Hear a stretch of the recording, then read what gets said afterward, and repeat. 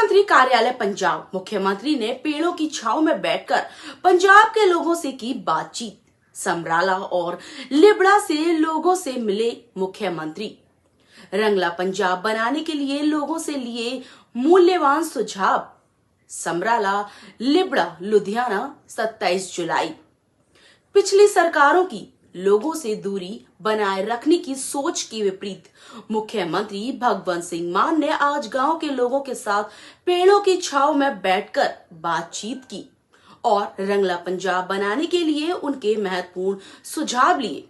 साथ ही उन्होंने अपनी सरकार की प्रमुख पहलों के बारे में जानकारी दी। लोगों के साथ ये मुलाकातें सभी सरकारी प्रोटोकॉल से हटकर आत्मीयता की भावना से भरी थी। इस दौरान मुख्यमंत्री ने लोगों के बीच जाकर उनसे बातचीत की और सरकार के कामकाज के बारे में उनकी राय ली। लोगों ने मुख्यमंत्री भगवंत सिंह मान के साथ खुलकर बात की और अपने विचार साझा किए।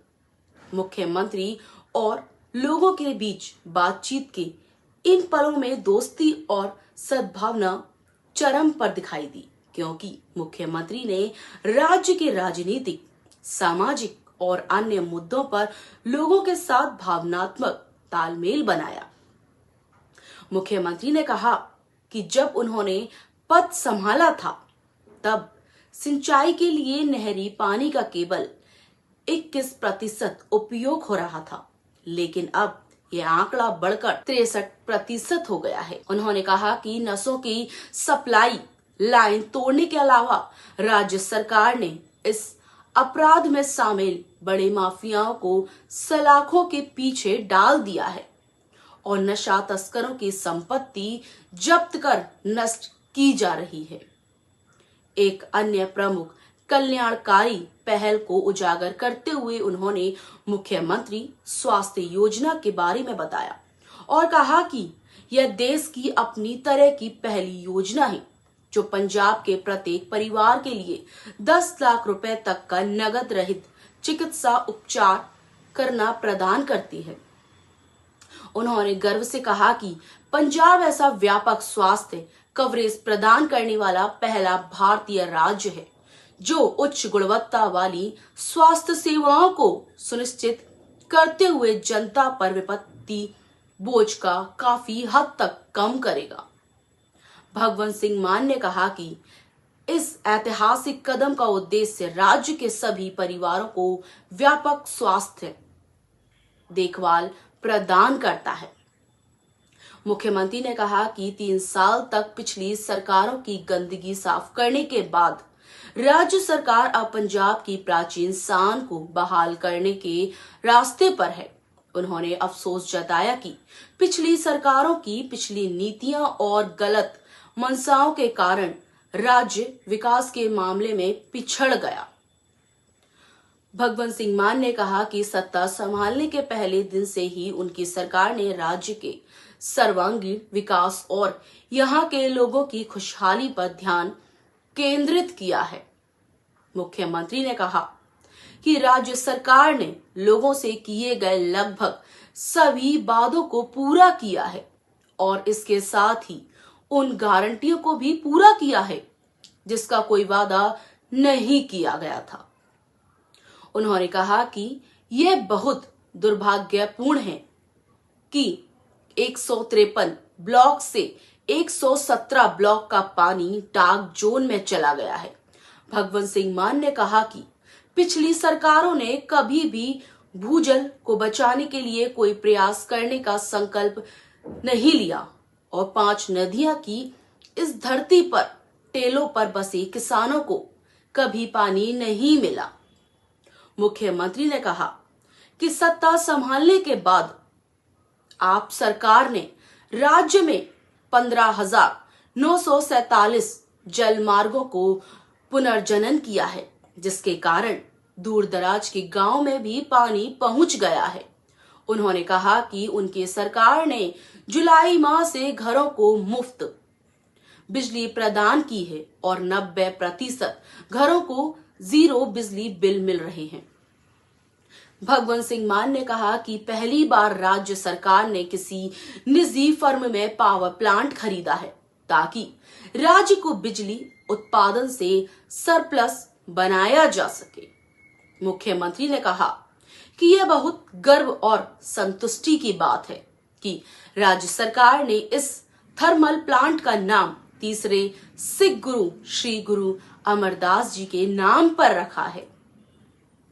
भगवंत सिंह मान ने कहा कि राज्य के पास कोयले की पर्याप्त आपूर्ति और स्टॉक है, जिसके माध्यम से इन प्लांटों को कुशलतापूर्वक चलाया जा सकता है।